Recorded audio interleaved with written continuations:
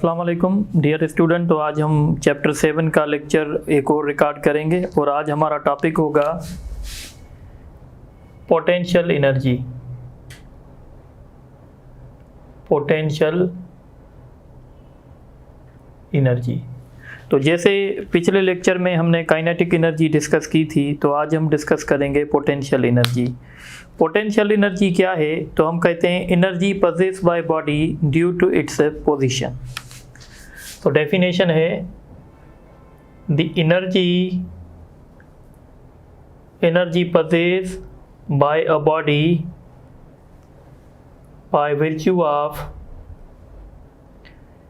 its position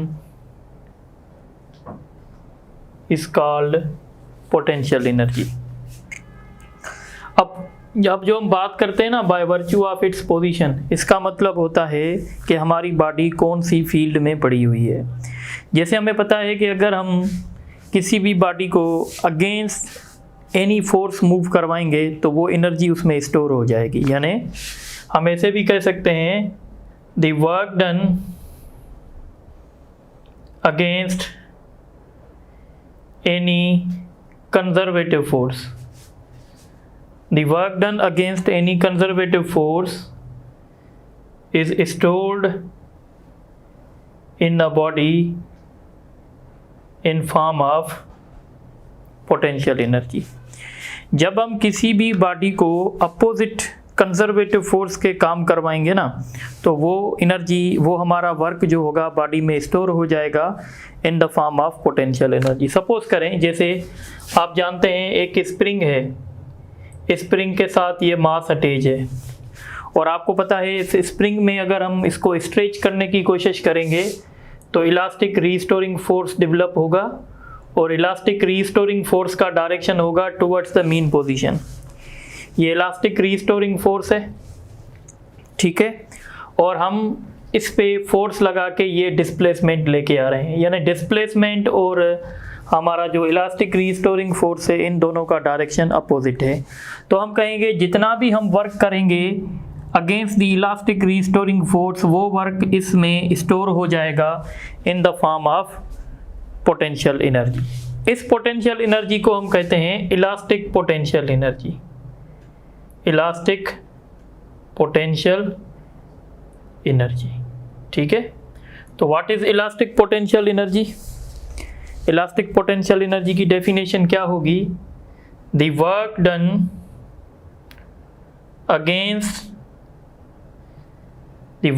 against the elastic restoring force is stored in body in form of elastic potential energy। इसका formula हम chapter number 8 में discuss करेंगे। उसके बाद हमारे पास दूसरा फॉर्म होता है जो आज के हम इस लेक्चर में भी डिस्कस करेंगे, इसको कहते हैं gravitational potential energy. What is gravitational potential energy? थोड़ा सा समझ लें। सपोज करें ये हमारा अर्थ है, ये अर्थ का सरफेस है, इस सरफेस ऑफ अर्थ पे एक बॉडी पड़ी हुई है। अगर मैं इस बॉडी को विदाउट एक्सेलरेशन ऊपर लेके जा रहा हूँ तो इसका मतलब है मैं ग्रेविटेशनल फोर्स के अगेंस्ट काम कर रहा हूँ। यानी ग्रेविटेशनल फोर्स जो है वो mg है और उसका डायरेक्शन नीचे होगा, पर मैं इस बॉडी को ऊपर लेके जा रहा हूँ। इसका मतलब है मैं ग्रेविटेशनल फोर्स के अगेंस्ट काम कर रहा हूँ और जितना भी वर्क मैं ग्रेविटेशनल फोर्स के अगेंस्ट करूँगा वो इस बॉडी में स्टोर हो जाएगा in the form of gravitational potential energy. तो इसकी डेफिनेशन होगी the work done against the gravitational field या gravitational force, the work done against the gravitational field is stored in the body in form of potential energy, ठीक है। और potential energy का formula होगा, अगर हम अज्यूम करें कि यहाँ से लेकर यहाँ तक ये हाइट बिल्कुल छोटी है और यहाँ से लेकर यहाँ तक ग्रेविटेशनल फोर्स कांस्टेंट है, तो उस केस में फार्मूला हमारा हो जाएगा mgh। अब एक बात याद रखिएगा, अगर ग्रेविटेशनल फोर्स पॉजिटिव वर्क करेगा इसका मतलब होगा पोटेंशियल एनर्जी कम होगी, अगर ग्रेविटेशनल फोर्स नेगेटिव वर्क करेगा इसका मतलब होगा पोटेंशियल एनर्जी ज़्यादा। देखें अगर आप इस पॉइंट को देखें, पॉइंट नंबर 2, पॉइंट नंबर 1, ठीक है, अगर मैं आपसे पूछूं पॉइंट नंबर 1 से अगर बॉडी पॉइंट नंबर 2 पे जाएगी तो उसकी ग्रेविटेशनल पोटेंशियल एनर्जी इंक्रीज होगी या डिक्रीज होगी? तो उसकी ग्रेविटेशनल पोटेंशियल एनर्जी इंक्रीज होगी, क्योंकि जब हम 1 से 2 जाएंगे तो body against the gravitational field move करेगी। तो जब ग्रेविटेशनल फोर्स पॉजिटिव वर्क करेगा तो हम कहेंगे पोटेंशियल एनर्जी डिक्रीज होगी, और जब ग्रेविटेशनल फोर्स नेगेटिव वर्क करेगा हम कहेंगे पोटेंशियल एनर्जी इंक्रीज होगी। तो याद रखिएगा, between two points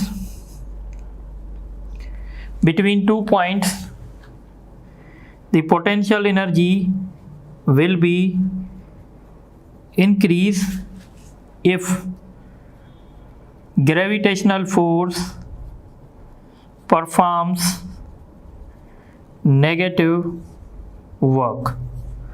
जैसे 1 से 2 तक थे, इस तरीके से हम कहेंगे between 2 points the potential energy will be decreased if gravitational force performs positive work।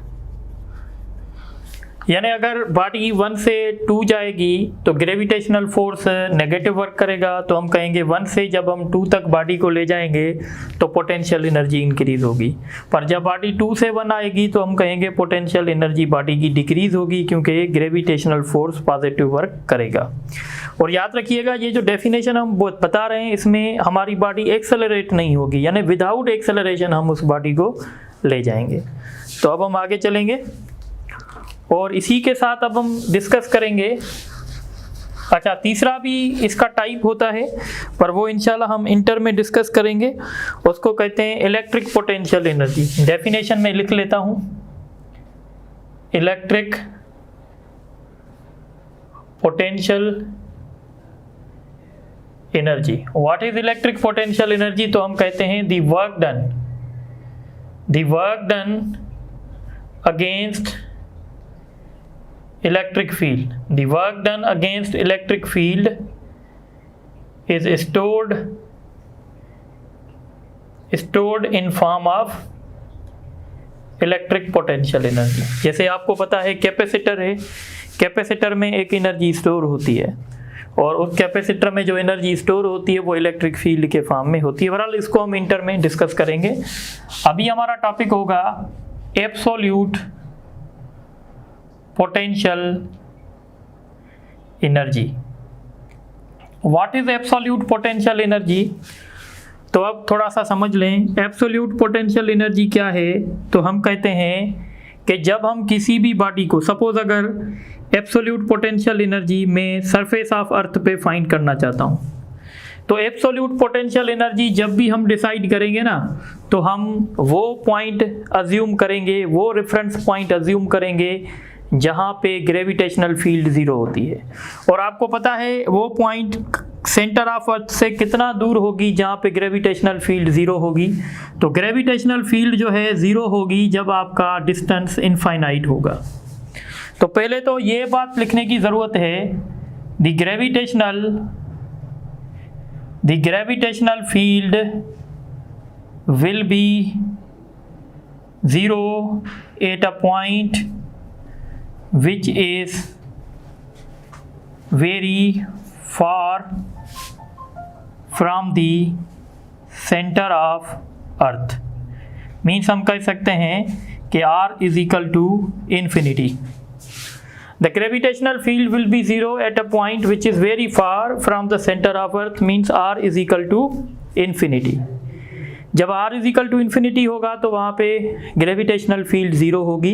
अब हम इस इस पॉइंट पे हमारी एक बॉडी पड़ी हुई है सरफेस ऑफ अर्थ पे, और यहाँ पे हम इस बॉडी की एब्सोल्यूट पोटेंशियल एनर्जी बताना चाहते हैं। तो हम क्या करेंगे, हम इस बॉडी को वर्क करवाएंगे, हम इस बॉडी को वर्क करवाएंगे और हम इसको यहाँ से उठाकर इन्फिनिटी पे लेके जाएंगे।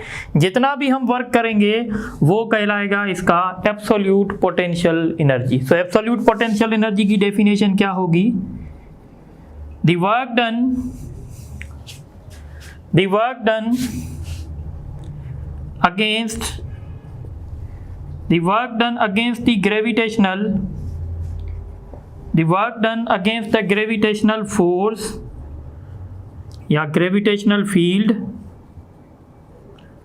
to move a body from current point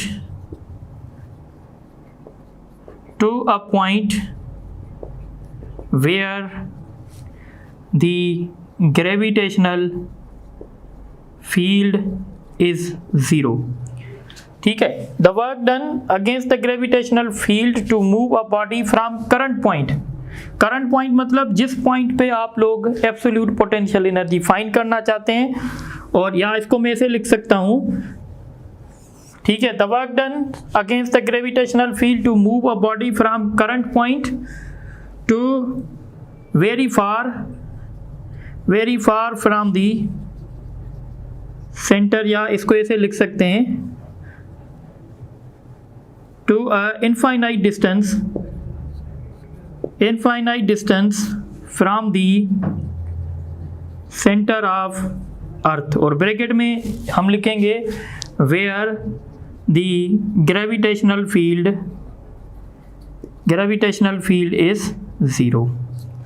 ठीक है, तो किसी भी पॉइंट पे जब आप एब्सोल्यूट पोटेंशियल एनर्जी बताएंगे, सपोज अगर मैं यहाँ पे बताना चाहता हूँ, तो यहाँ पे जब मैं बताना चाहता हूँ एब्सोल्यूट पोटेंशियल एनर्जी, तो मैं क्या कहूँगा, सपोज इस पॉइंट का नाम P है, तो मैं लिखूँगा work done against the gravitational field to move a body from current point. अब करंट पॉइंट पे क्या आएगा, point P, to the infinite distance from the centre of earth, यानी पॉइंट P से मैंने बॉडी उठाई और इसको ऊपर ले जाऊंगा और इसको इनफाइनाइट डिस्टेंस तक ले जाऊंगा जहां पे अर्थ की ग्रेविटेशनल फील्ड जीरो होती है। तो एब्सोल्यूट पोटेंशियल एनर्जी का फार्मूला है, याद रखिएगा, इसका फार्मूला होता है Gm/r, where r is the distance from centre of earth. ठीक है, अगर आप सरफेस पे फाइंड करना चाहते हैं absolute potential energy at the surface of अर्थ, तो सरफेस ऑफ अर्थ पे आपको क्या करना पड़ेगा, जो आपने आर रखा है आप इसको आर कर देंगे, क्योंकि अगर हम एम ई लिख लें, अगर हम बात करें सेंटर से लेकर सरफेस तक डिस्टेंस कितना होता है, तो आर ही होता है। तो ये फार्मूला है एब्सोल्यूट पोटेंशियल एनर्जी फाइंड करने का एट द सरफेस ऑफ अर्थ। अच्छा, आपका क्वेश्चन होगा कि यहाँ पे हम नेगेटिव की साइन क्यों दे रहे हैं, तो नेगेटिव की साइन इसलिए आ रही है क्योंकि ग्रेविटेशनल फोर्स जो है वो आपका अट्रैक्टिव होता है। सो absolute potential energy is negative, absolute potential energy is negative because gravitational force is attractive, gravitational force attractive है, इस वजह से एब्सोल्यूट पोटेंशियल एनर्जी नेगेटिव होगी। अब एक पॉइंट आप नोट करें, अगर मैं आपसे पूछूं कि बॉडी की एब्सोल्यूट पोटेंशियल एनर्जी कहाँ पे ज़्यादा होगी, तो याद रखिएगा जहाँ पे ग्रेविटेशनल फोर्स ज़्यादा होगा वहाँ पे बॉडी की एब्सोल्यूट पोटेंशियल एनर्जी ज़्यादा होगी। अब अगर मैं आपसे पूछूं ग्रेविटेशनल फोर्स ज़्यादा कहाँ होगा, तो आपको पता है एट द सरफेस ऑफ अर्थ, तो इसका मतलब है एब्सोल्यूट पोटेंशियल एनर्जी यानी it is maximum eight the surface of earth, it is the maximum eight the surface of earth. और जैसे ही हम सरफेस ऑफ अर्थ से ऊपर चलते जाएंगे एब्सोल्यूट पोटेंशियल एनर्जी कम होती जाएगी। या एक बात आप नोट कर लें, एब्सोल्यूट पोटेंशियल एनर्जी अगर मैं सिंपल वर्ड्स में कहूँ क्या है, तो मैं कहूँगा कितनी एनर्जी हमें चाहिए ताकि हम किसी भी बॉडी को अर्थ की ग्रेविटेशनल फील्ड से बाहर निकाल लें। अगर मैं आपसे क्वेश्चन करूं कि यहाँ से इस बॉडी को निकालना ग्रेविटेशनल फील्ड से मुश्किल होगा या इस पॉइंट पे मुश्किल होगा या इस पॉइंट पे मुश्किल होगा, तो आपको पता है इस पॉइंट पे हमें ज़्यादा वर्क करना पड़ेगा क्योंकि यहाँ पे अट्रैक्शन ज़्यादा होगी। तो इसका मतलब है एब्सोल्यूट पोटेंशियल एनर्जी बेसिकली उस खर्चे का नाम है जो खर्चा हम करेंगे किसी भी बॉडी पे ताकि हम उसको निकाल सकें। कहाँ से? अर्थ की ग्रेविटेशनल फील्ड से। तो यहाँ से बॉडी को निकालना मुश्किल, यहाँ से थोड़ा सा आसान, यहाँ से थोड़ा सा और आसान होगा। तो जैसे हम अबोव द सरफेस ऑफ अर्थ चलते जाएंगे तो हमारे लिए आसान होता जाएगा कि हम थोड़ी सी एनर्जी का कंज्यूम करके और हम उसको अर्थ की ग्रेविटेशनल फील्ड से निकाल दें। अच्छा, एक उसूल है, अगर आप किसी भी बॉडी को, ये हमने चैप्टर नंबर 6 में भी डिस्कस किया था कि अगर हम किसी भी बॉडी को अर्थ की ग्रेविटेशनल फील्ड से निकालना चाहते हैं तो हम उसको उतनी काइनेटिक एनर्जी देंगे जितनी उसकी एब्सोल्यूट पोटेंशियल एनर्जी होगी। तो याद रखिएगा, in order to escape the body, in order to escape the body from the Earth's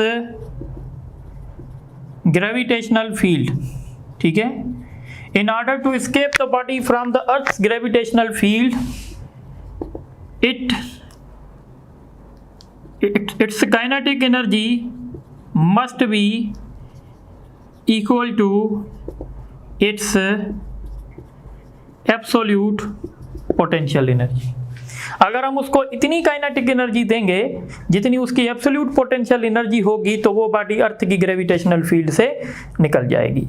ठीक है, अब एक क्वेश्चन और याद रखें, आपसे पूछ सकते हैं कि इन दो पॉइंट्स पे पोटेंशियल एनर्जी का डिफरेंस क्या है। तो पोटेंशियल एनर्जी का डिफरेंस कैसे फाइंड करेंगे, ये फार्मूला भी लिख लें, difference of potential energy between two points. तो जैसे मैंने आपको पहले बताया डिफरेंस हम कैसे निकालेंगे, तो डिफरेंस होगा वर्क डन। तो वर्क हम निकालेंगे, वर्क डन अगर यानी हम निकालेंगे work done from A to B तो हमें पोटेंशियल एनर्जी का डिफरेंस मिल जाएगा। ठीक है, तो ये फार्मूला भी हम यूज़ करेंगे तो आप देखेंगे। तो इस तरीके से हम ये यूज़ कर सकते हैं या हम इसको ऐसे भी लिख सकते हैं।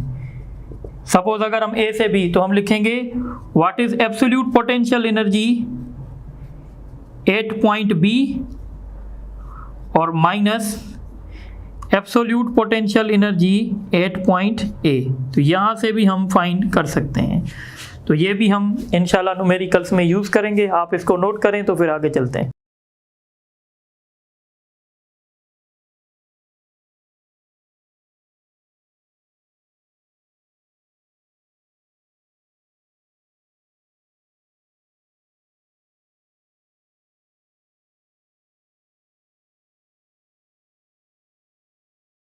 अब जो हम डिस्कस करेंगे वो बहुत ही इम्पॉर्टेंट टॉपिक है एंटीटेस्ट पॉइंट ऑफ व्यू से, और ये टॉपिक ऐसा है कि मैं पूरा लेक्चर आपको दे जाऊंगा फिर भी आप कंफ्यूज हो सकते हैं। तो बहरहाल आप इस लेक्चर को अच्छे तरीके से देख लें। तो आज का यानी इसी लेक्चर का हमारा दूसरा टॉपिक है inter conversion of kinetic energy and potential energy. देखिए, काइनेटिक एनर्जी और पोटेंशियल एनर्जी दोनों मैकेनिकल एनर्जी के फॉर्म्स हैं, और हम कहते हैं कि एक मैकेनिकल एनर्जी का फॉर्म दूसरे मैकेनिकल एनर्जी के फॉर्म में कन्वर्ट हो सकता है। ठीक है, इस तरीके से हम कहते हैं कि जब कोई बॉडी, सपोज करें हमने किसी बॉडी को वर्टिकली अपवर्ड थ्रो किया, तो जब हम बॉडी को वर्टिकली अपवर्ड थ्रो करते हैं तो आपको पता है इस बॉडी के पास काइनेटिक एनर्जी है, और काइनेटिक एनर्जी की वजह से वो body against the gravitational field जाती है।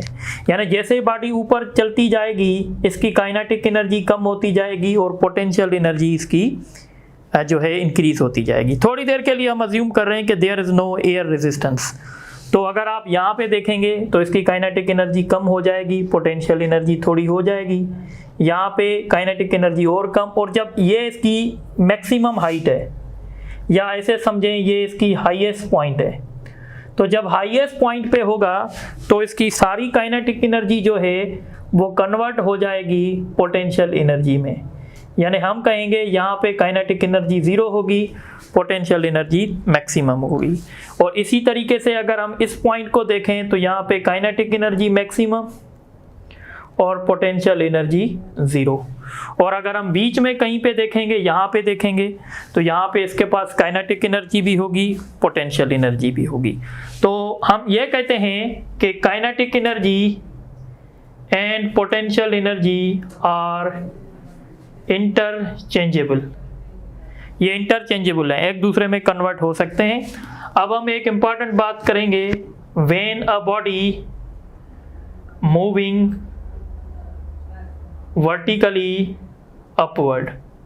जब कोई बॉडी वर्टिकली अपवर्ड जाती है तो उस केस में क्या होता है, उस केस में हम कहते हैं कि लॉस इन काइनेटिक होता है और गेन इन पोटेंशियल होता है। जितना काइनेटिक एनर्जी में लॉस होगा उतना पोटेंशियल एनर्जी में गेन होगा। इसी तरीके से जब हम रिवर्स करेंगे, रिवर्स यानी जब ये रिवर्स बॉडी आएगी नीचे तो फिर क्या होगा, इसका रिवर्स प्रोसेस होगा। यानी when a body moving downward, जब कोई बॉडी डाउनवर्ड मूव करेगी इस केस में लॉस इन पोटेंशियल होगा और गेन इन काइनेटिक होगा। ठीक है। हाईएस्ट पॉइंट जब होगी, हाईएस्ट पॉइंट पे क्या होने वाला है, तो हाईएस्ट पॉइंट पे बॉडी की सारी काइनेटिक एनर्जी पोटेंशियल एनर्जी में कन्वर्ट हो गई है। यानी काइनेटिक एनर्जी 0 और पोटेंशियल एनर्जी मैक्सिमम। ठीक है। और पोटेंशियल एनर्जी मैक्सिमम कितनी होगी, mgh होगी, where h is the maximum height attended by the body.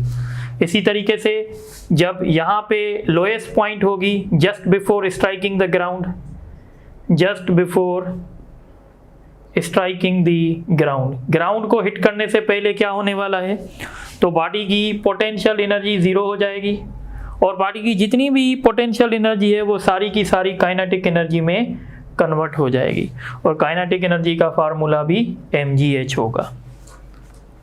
What about total energy, याद रखिएगा टोटल एनर्जी जो होगी वो सम होगी।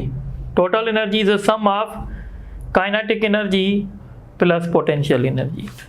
अगर हम टोटल एनर्जी फाइंड करना चाहेंगे तो टोटल एनर्जी के लिए हमें काइनेटिक एनर्जी भी चाहिए, पोटेंशियल एनर्जी भी चाहिए। एक बात याद रखिएगा, बॉडी भले आपकी अपवर्ड जा रही है या डाउनवर्ड जा रही है, उसकी टोटल एनर्जी हमेशा सेम रहेगी। टोटल एनर्जी उसकी mgh रहेगी, हमेशा हर पॉइंट पे उसकी टोटल एनर्जी सेम होगी। ठीक है।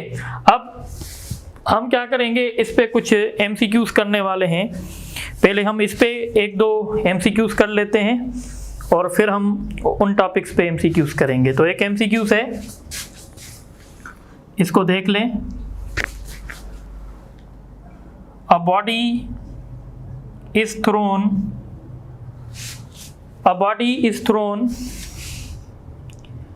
vertically upward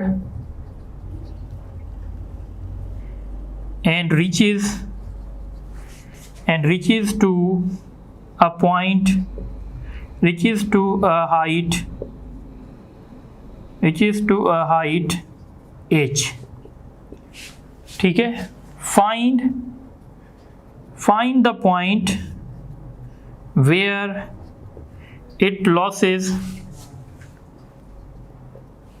where its kinetic energy becomes 1/3। ठीक है। ऑप्शन है h/3, h/6, h/4, h/9। अब ये थोड़ा सा समझने का क्वेश्चन है। A body is thrown vertically upward and reaches a height h। अगर हम किसी बॉडी को थ्रो कर रहे हैं तो वो हाइट h पे पहुंच रही है। Find the point where its kinetic energy becomes 1/3। जैसे ही बॉडी ऊपर जाएगी यहाँ पे इस बॉडी की काइनेटिक एनर्जी कितनी होगी, जो यहाँ पे पोटेंशियल एनर्जी होगी, और यहाँ पे पोटेंशियल एनर्जी कितनी होगी, यहाँ पे पोटेंशियल एनर्जी तो mgh होगी। इसका मतलब है यहाँ पे काइनेटिक एनर्जी mgh होगी। अब जैसे ही बॉडी ऊपर जाएगी उसकी काइनेटिक एनर्जी कम होती जाएगी। यानी अब हम क्या करेंगे, अब हम करेंगे कि भाई लॉस इन काइनेटिक एनर्जी में जो लॉस होगा वो गेन इन पोटेंशियल एनर्जी होगा। तो काइनेटिक एनर्जी में कितना लॉस आए, 1/3 ऑफ इनिशियल, और इनिशियल इसकी काइनेटिक एनर्जी कितनी है, इनिशियल इसकी काइनेटिक एनर्जी है mgh, और गेन इन पोटेंशियल लाजमी है वो किसी इस पॉइंट पे होगा, और इस पॉइंट को हम तस्वर कर लेते हैं कि ये x है, तो यहाँ पे इसकी पोटेंशियल एनर्जी होगी mgx। तो mg से कैंसिल हो जाएगा, तो h = h/3। ये पास पेपर में क्वेश्चन आया है, तो इसका ऑप्शन जो है ए होगा। इसी तरीके से हम एक दूसरा क्वेश्चन करते हैं। A body is dropped या a body is released from a height h. Find the point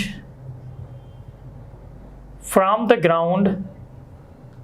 Find the point from the ground where its kinetic energy and potential energy becomes equal। ठीक है, और इसके options हैं 2/3h, 1/2h,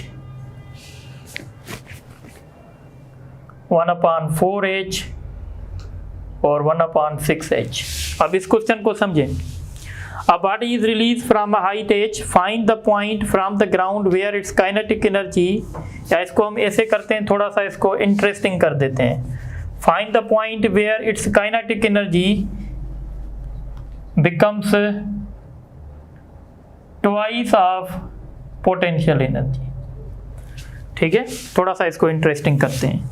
तो अब समझें, अब हम यहाँ से इसको रिलीज कर रहे थे, तो यहाँ पे इसकी क्या होगी, पोटेंशियल एनर्जी, और वो कितनी होगी, mgh।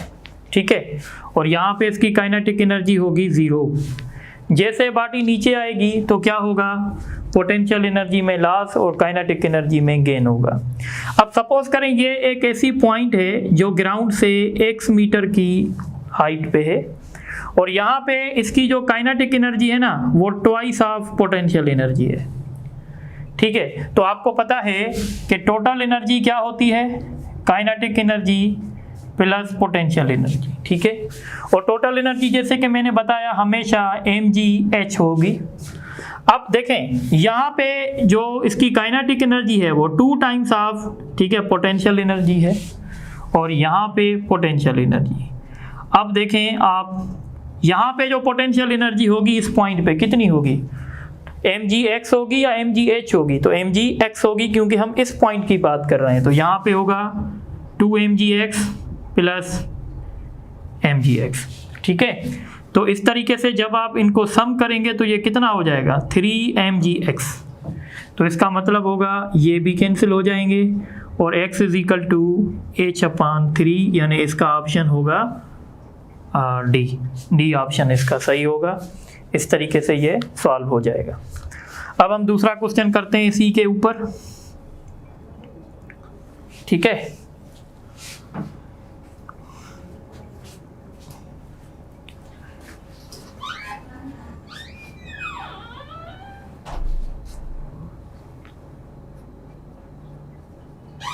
a stone is thrown vertically upward and can reach to a height 10 meter. Find the speed. Find the speed of stone when it is just 2 meter above the ground. ठीक है, take value of g 10 metre पर second square. अब ये थोड़ा सा question tricky है। A stone is thrown vertically upward and can reach to the height 100 metre.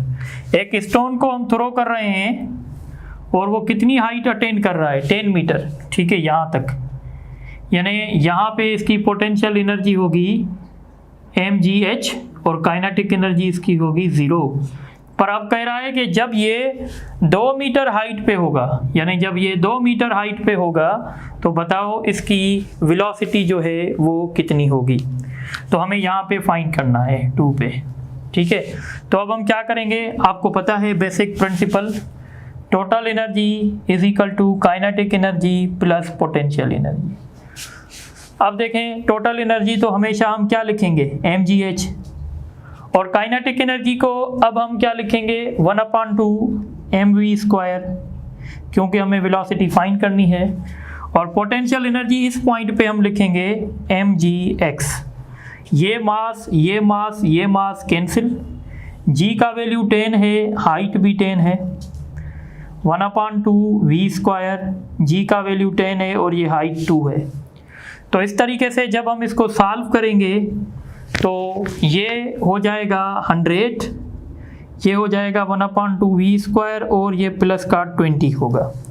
ये 20 वहाँ जाके करेगा माइनस। ठीक है, तो ये हो जाएगा 1/2 v², ये होगा 80, 1/2 v², यानी v² बराबर होगा रेडिकल 160, और 160 का रेडिकल निकलेगा 12.9 सपोज करें, तो ये इसका रिजल्ट होगा 13.8 मीटर पर सेकंड, 14.5, 11.3 या 12.9। तो इसका राइट ऑप्शन ये होगा।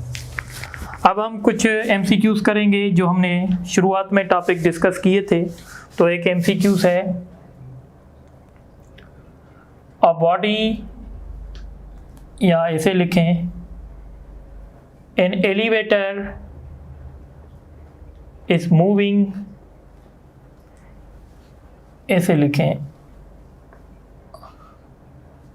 1000 Newton elevator is moving from a point 3 meter to a point 5 meter above the ground. Above the ground, find the change in potential energy. एक क्वेश्चन हम ये करेंगे, और दूसरा क्वेश्चन हमारे पास है, the absolute potential energy, the absolute gravitational potential energy is maximum at। ठीक है, इसका ऑप्शन हम थोड़ी देर के बाद बनाएंगे। एक और MCQ है, a satellite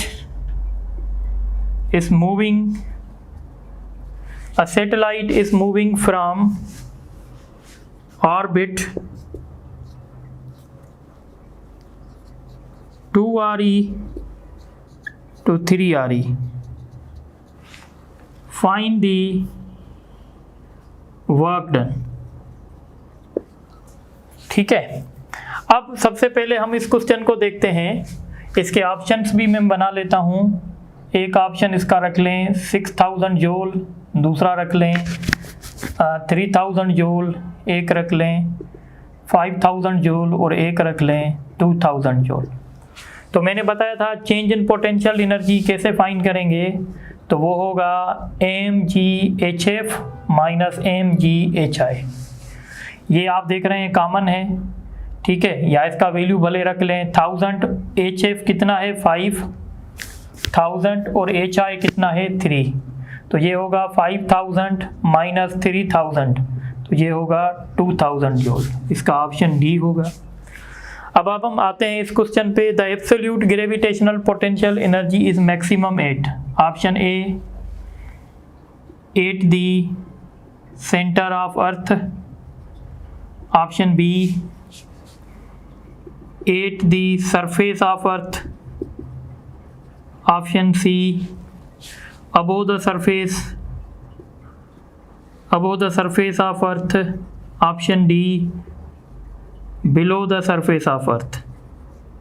तो आप जानते हैं एब्सोल्यूट पोटेंशियल एनर्जी मैक्सिमम कहाँ होती है, यानी कहाँ से हमें बॉडी को मुश्किलात होगी ग्रेविटेशनल फील्ड से निकालने में, तो एट दी सरफेस ऑफ अर्थ। अब ये क्वेश्चन देख लें, इसके ऑप्शन में लिख लेता हूँ जी R/3, 2/3 GR, 5/3 GR,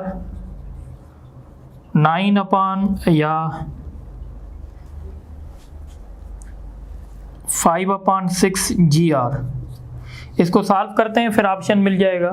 तो मैंने कहा था वर्क डन क्या होगा, तो एक पॉइंट, अब देखें ये सपोज करें ये हमारी अर्थ है, ये एक सैटेलाइट का ऑर्बिट है और ये दूसरा ऑर्बिट है।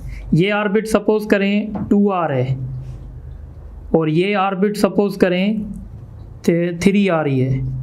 तो इस ऑर्बिट से इस ऑर्बिट में सैटेलाइट जा रही है, तो उसको कितना वर्क करना पड़ेगा। तो हम क्या करेंगे, यहाँ पे potential absolute potential energy find करेंगे। सपोज ये पॉइंट B है, ये पॉइंट A है, तो यहाँ पे हम एब्सोल्यूट पोटेंशियल एनर्जी B पे फाइंड करेंगे और इसमें से माइनस करेंगे एब्सोल्यूट पोटेंशियल एनर्जी कहाँ पे, जो A पर होगी।